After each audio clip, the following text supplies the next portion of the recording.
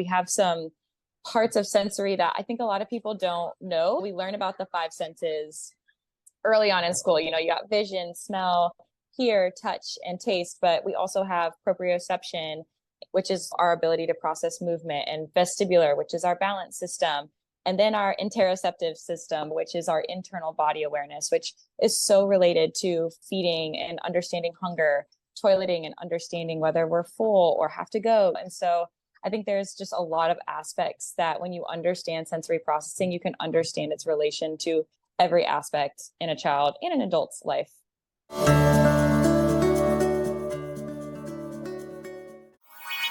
Is your child experiencing delayed potty training? Are you having a difficult time affording your incontinence care? If so, there's a solution at no cost to you. Our trusted partner, Aeroflow Urology, provides medical-grade continence care essentials like child pull-ups, adult briefs, bed pads, and more, free through your insurance. With Aeroflow, your favorite bladder control supplies are sent right to your doorstep with their discreet monthly deliveries. Customers have reported close to $200 a month in savings with Aeroflow Urology, and over 2 million people have trusted Aeroflow to verify their insurance benefits. All you need to do is fill out their quick 2-minute form. Visit aeroflowurology.com/nourishingautism. That's aeroflowurology.com/nourishingautism and let them know I sent you.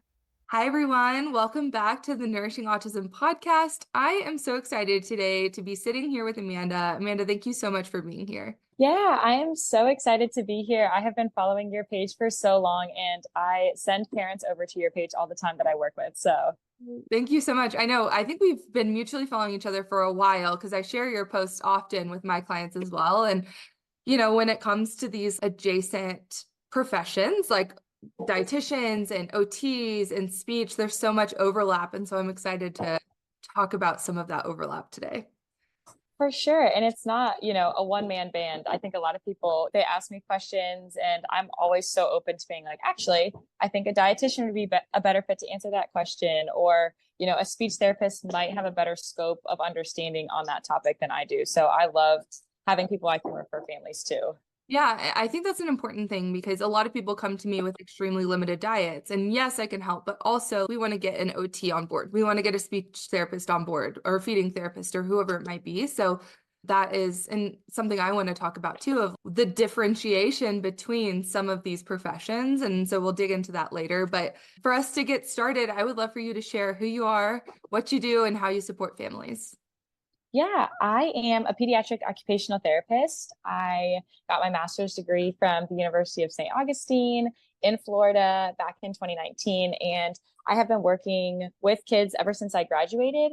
I started out in more of a clinic-based setting and just realized that I could be of better use if I can actually be in the home with families, supporting them and getting the parents more involved in the process of therapy. And honestly, especially when it comes to feeding and potty training and sensory processing, because they can be extremely regulated when they're with me in a clinic. But if they can't be regulated while they're at home with their parents the vast majority of their time, then, it's not really impacting their daily function. So now I do mostly early intervention, birth to age 3 in homes. And I do see some kids up to age 4 or 5 after they graduate from the early intervention program. And I really see a lot of families in those early diagnostic phases of autism. Parents are just starting to see those differences at those ages 1, 2, 3, and they're starting to, notice differences from their peers, and those sensory processing things are really starting to come up. So it's a really unique place to be at for OT. Absolutely. So I talk about sensory processing disorder a lot, or sensory processing challenges. Can you explain a little bit about what that is and how you support kids with sensory processing disorder? Yeah, it's a condition that affects how your brain processes sensory input. And unfortunately, right now, it's not a standalone diagnosis in the DSM-5, which can be really confusing to parents, other practitioners, but the experience of sensory processing disorder is very real. At the moment, it's only coupled with autism, but I think there are a lot of children and adults, that deal with sensory processing differences that don't have a diagnosis of autism attached to it as well. But I think it's really important in just helping parents recognize what things are maybe related to a sensory experience. I think there's a lot of punishment for meltdowns and things, which I totally, can relate. A kid's having a meltdown. It's like, what is going on? What caused this? But when we can really help parents problem solve and think back on the day, was there some kind of big experience that happened? Has there been a life change recently? Was there a really loud experience, or they were spinning a lot on the playground earlier that day and they're not seeing the effects of that? Their sensory system isn't processing it until way later. And so we might see meltdowns and behaviors happening way after this adverse reaction even happened, because it takes their brain and their body that long to process it. So I think just supporting families and recognizing what these signs of sensory dysregulation are and how to best cope with them.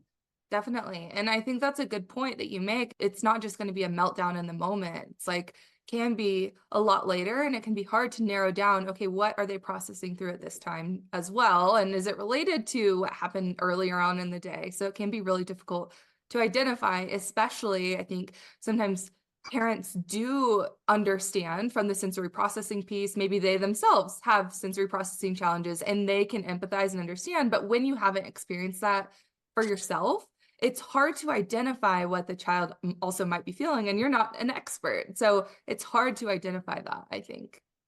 For sure. And I like to use a visual, and a lot of OTs use the same visual, but you think about a cup, and kids have different levels of, sensory processing. And so someone that has a really low threshold might have a super small cup. So it only takes a little bit of sensory input and drops to make them be overflowing and going into that meltdown mode, and they are hitting that maximum capacity really easily. And then we have the sensory seekers that can never seem to get enough input. Their cup is so big that it's never getting filled. So no matter how much they are jumping and spinning and eating crunchy foods and doing all the things, their cup is never getting quite to that median level.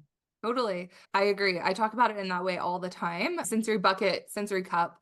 But because we see that at mealtime where kids are already, their cup is about to overfill. And then we put all of this sensory rich experience in front of them with food, instant meltdown or instant stimming or overstimulation behavior and no success with eating. And we have to look back and be like, okay, what did they experience earlier on in the day that's adding to this? And then how can we also help them with coping with that in the future? Exactly like you said. So I love that. So when you see kids with sensory processing disorder, autism, as an OT, what are some of the typical skills that you might be helping them with? You mentioned feeding and toileting. Yeah, those are two big ones, but just those play and social interaction skills, and anxiety plays a big role, I think, for these little kids at an early age. They learn early on, and their brain starts to understand and remember situations and things that caused them distress in the past. So I think there's a lot of play skills and interactions where children, especially that are more avoidant to sensory input, start to not want to engage with peers because they're afraid they're going to tackle them or yell in their face or be too much. And so I think just really working with them as well on building some of those social skills. But also unrelated, there's a lot of fine motor things and visual motor things and balance and coordination that all ties into sensory processing. We have some parts of sensory that I think a lot of people don't know. We learn about the five senses early on in school. You got vision, smell, hear, touch, and taste, but we also have proprioception, which is our ability to process movement, and vestibular, which is our balance system, and then our interoceptive system, which is our internal body awareness, which is so related to feeding and understanding hunger, toileting and understanding whether we're full or have to go. And so I think there's just a lot of aspects that when you understand sensory processing, you can understand its relation to every aspect in a child and an adult's life. Totally. I talk about the interoception function all the time because kids are often not recognizing they're hungry and full or need to go to the bathroom. And yeah, if kids aren't recognizing that they're hungry, might not be getting enough food in them throughout the day to be able to keep their blood sugars at a good point. And then we're seeing symptoms that are related to low blood sugar or just being undernourished, which can show up as meltdowns or that hunger behavior, which I've been there when I have not eaten enough during the day and I don't feel good, but for not being able to communicate what they're feeling, that also, translates into the behavior that we're seeing. So I just find that really interesting. So whenever you're working on helping them detect some of those internal senses, I've always wondered, what does that look like as an OT? Yeah. And I think it is kind of difficult and it is challenging with those early ages because they're just starting to learn language. And obviously, children that are in therapy often have delays in communication and language. But I love using any kind of body scans and identifying how our body is feeling at any given time, communicating experiences that I might have, but not putting my experience on someone else because the way I feel when I'm hungry might not be the way you feel when you're hungry. So really helping kids, if I notice they had an accident, how did you feel when you had to go potty? How did that make your tummy feel? When kids are sick, does your head feel hot or cold? And just really helping kids tune into their own body and using those mindfulness practices really early on, as well as yoga. I know it's one of those things where it's like, oh, yoga, but I really think helping kids be able to slow down and work on identifying our body parts, where we're at in space, and really connecting and slowing down enough to know how things feel in our body and where we're at helps children build just that internal sense. And it's something I didn't have as a child. People were just constantly telling you, this is what you should do. This is how you should feel. This is what's happening. And I think letting kids have that experience and give you answers for themselves and problem solving it is going to help them just grow up so much more aware of their own internal state. Totally. And we actually have research studies on yoga and autism and how it really helps kids turn in and it helps them understand how to. I'll actually have to pull up some of these research studies. It'll be really interesting to read. Yeah. You do have very clear studies that show us the benefit, especially in autism. It's amazing. Yeah. I would love to read through some of them. I'm always looking for good, sturdy research articles to help share with parents as well, because I think yoga is one of those almost, I don't know if taboo is the right word, but a lot of people are like, oh yeah, yoga, like I've tried yoga, it doesn't work for me. But especially kids starting out early on, their brains are so fluid and able to learn and take in all of this information. And I just think starting these kind of practices super early on is really beneficial. Totally. Well, so kind of separate questions. When you are working on feeding as well, or maybe some of these other skills with kids, I mean, it kind of overlaps with what speech therapists are doing. I also work on feeding, but it's in a very different way.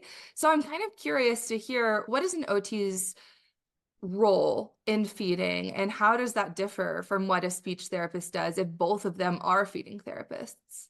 Yeah, for sure. We definitely have a lot of crossover. A lot of the courses that are offered to specialize in any kind of feeding are offered to both OTs and speech therapists. We both have a similar background in our schooling based on the oral motor skills. I think when we differentiate is if a child is needing help with the actual motor skills of feeding, scooping the food, the coordination of the upper extremities and bringing food to the mouth, that's definitely more in the OT scope.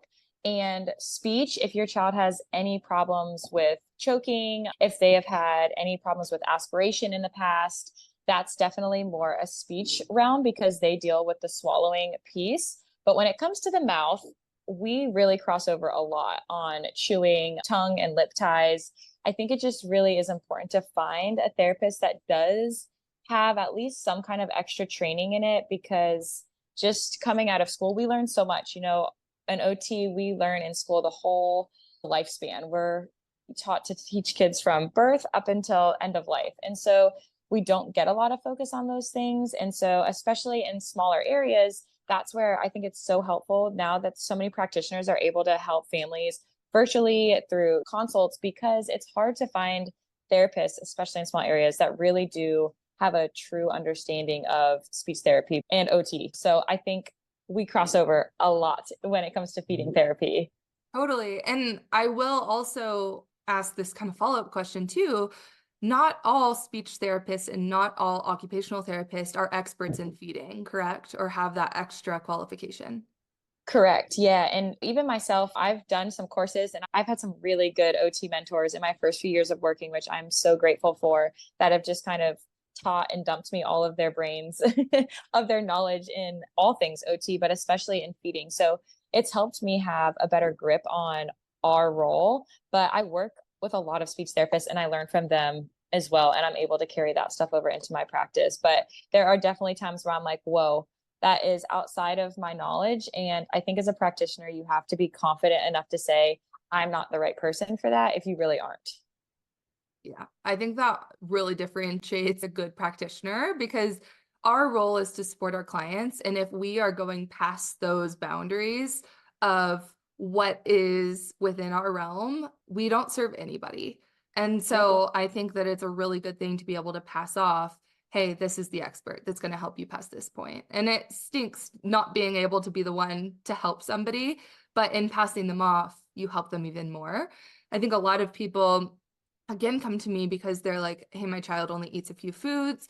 And when I do see kids who are eating 5 or fewer foods, typically fewer than 20 foods, I'm also flagging, hey, we probably want to get a feeding therapist on board as well, because my role as a dietitian, I help identify foods that are going to meet their nutrition needs, they're going to meet their sensory needs. And also a lot of what I do is walking parents through the steps that are going to set them up for success inside the home, which I see overlap a lot with OT and speech. And so I'm usually saying, yes, I understand how we need to get kids in a good position for eating, the 90-90-90 position. Like I can introduce them to those ideas and then going further to say, we need to work on this in speech and OT. And so I think there is so much overlap, and it's definitely being able to know where our boundaries end and how we can support people in our realm too.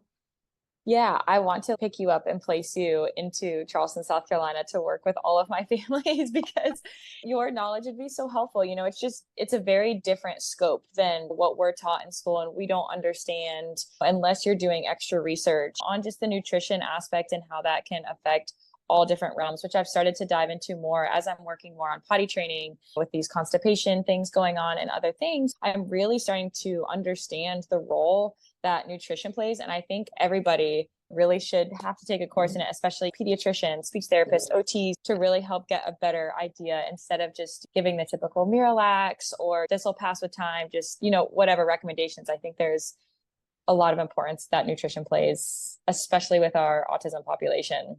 Totally. I know. I'm like, oh, don't even get me started. Because yes, I agree. I think that every profession needs to have a baseline understanding of nutrition and then also know when to pass off. And that's, again, I can get onto that because I actually just posted a reel yesterday about how frustrating it is when pediatricians will not refer kids to feeding therapy whenever they're in the 50th percentile, even if their parent is really concerned and they're eating 5 foods. There's so much more to health and nutrition than your percentile on a weight chart.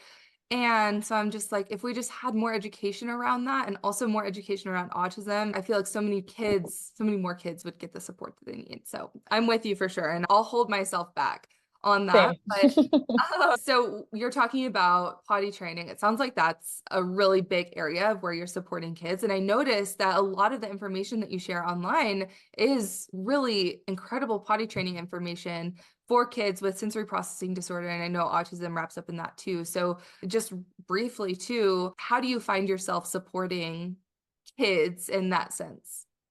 Yeah, I think, I had posted a video almost a year ago now, just kind of like giving a brief breakdown of what the 3-day potty training method was. And I didn't have a true good understanding of potty training. I had kind of helped support parents here and there, but I was just posting, I had a random idea about it. And the amount of comments and messages and just the way it blew up, I was like, wow, there's a huge need for parents to be supported in this area. And, a lot of people online, and I think that they are great, but it's a lot of parents just speaking their own experience with their neurotypical child that was potty trained in 3 days. And I think it could be really disheartening for a lot of parents that their children don't have that same experience and they don't have a way to problem solve through it. So I have recently been helping parents and families just dive deeper into what is going on. Is there sensory issues going on? Is there constipation underlying? Because potty training with an underlying constipation, especially chronic, it's just not going to happen. There's pressure on the bladder. They're not able to hold it. They're uncomfortable. Their whole sensory system is thrown off. So constipation impacts the whole thing. And so I've really just dove into that. And I do a lot of one-on-one coaching calls with families now, just helping them problem solve because their pediatricians are kind of pushing them off. And it's unfortunate. It's not an area that should be pushed off and taken so lightly. So that's the role that I've been playing, and trying to just help parents have a voice and understand what's going on and how they can support their child, because daycares want them in and potty trained before they can even start school. And it impacts their whole life if they're not potty trained by their third birthday. So Yeah, I love that you brought up how constipation can really affect so much more than just toileting too. Also, when it is pressing on their bladder or maybe pressing up on their stomach, it can affect how hungry they are, if they're feeling nauseous, they're able to potty train, if they're able to succeed with really expanding their diet because maybe they don't feel good, which is, I mean, if I'm constipated, I don't feel good and I don't want to eat all these different new foods, and especially when I might be feeling overstimulated in the first place. So I think that's one thing that, yes, I overlap with you a lot. And my role as a dietitian in the constipation space is making sure that kids can comfortably go, especially when they're not getting the nutrition that they need to help them do that, because they might have an extremely limited diet from sensory processing. So there's all these systems wrapped up in it. But my last question for you is, what advice would you have for a parent who maybe isn't working with an OT yet and is like, oh my gosh, I'm doing all of these other therapies and I haven't started OT, but it sounds interesting or sounds like I need it. What would you recommend to them kind of getting started out? yeah, and know that the therapy team understands this, especially if you're doing in-home clinic-based. I mean, any of them, we understand because we work with a plethora of kids every day. So we understand how much you guys have on your plate, and we're not trying to add something extra to your agenda that's going to be stressful for you. I really think we are a really good connecting therapy. I think we cross over with a lot of the other professions in our scope of knowledge, PT and speech and nutrition and all these other places where I think that we really do have a good base knowledge in order to help you guys make connections. So I think just going into it, one, with an open mind, and two, really communicating with your OT exactly what the deficits are and what you want out of therapy and what you want out of your therapist. I think a lot of times, especially when it comes to clinic-based therapy, kids go back for therapy, they come back out from therapy, and you don't get time to sit down and even learn what your therapist is working on. So I think if you make that connection from the beginning of, hey, I really want to be an active participant, I would love to get one or two things to work on outside of therapy each week, and communicating that early and often will really help you be successful in therapy with OT. I think that's great advice. And I think you're absolutely right. I mean, therapists understand that parents have a lot on their plate when it comes to all these different therapies and IEPs and all of these different moving parts. And so I think it's helpful to have that open communication from parent to practitioner. And I think that just makes it so much more doable and manageable, because I've definitely been working on something and given people a list of things to work on, and they're like, I'm doing my best, but I also have this huge list from my speech therapist or my occupational therapist, and sometimes I will lose track of that even as a practitioner. So I love it when parents are like, can we focus on one thing, or like, this isn't actually realistic for me. I'm like, of course, let's pull back and make it more manageable. So I love when I have that open communication with people as well. Yeah.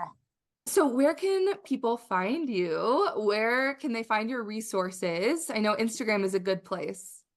Yeah, Instagram. I'm your pediatric OT on Instagram and TikTok. It kind of depends where I'm posting more based on the week. I'm also in the process of starting a YouTube channel. I'm really excited about that. All right. Yeah, I have no idea about editing or how that side of things works. So it's taking a lot of research, but it's been a really fun process. So I'm hoping to have that up and running as well. And I do have a website where I share free downloads, my Amazon storefront, a link where you can book one-on-one calls with me, and hoping to upload some future online courses here in the future in the next few months. So if you follow me on any of my social medias, I'll be posting about those as they come about.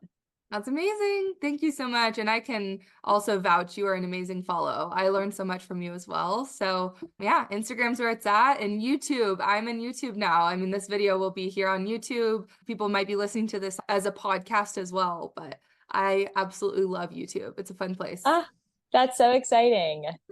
Yeah. Well, thank you so much, Amanda, for being here with us. I learned so much, and I know my listeners will as well. So thank you so much for being here. Yeah, thank you. Thanks so much for joining me for another episode of Nourishing Autism. If you enjoyed this podcast, I'd love to invite you to join us inside of the Nourishing Autism Collective, an empowering and supportive community for moms of kids on the autism spectrum to get nutrition and picky eating support from me and my team of autism dietitians, access my autism nutrition library, explore hundreds of kid-friendly recipes, connect with other moms on a similar journey, and learn from top autism experts like occupational therapists, speech therapists, and more. Come join us at nourishingautism.co. Also, if you enjoyed this podcast, I'd be so grateful if you shared it with a friend and gave it a 5-star review on Apple and Spotify podcasts so I can spread the word about nutrition for autism and reach more amazing families like you. See you next time.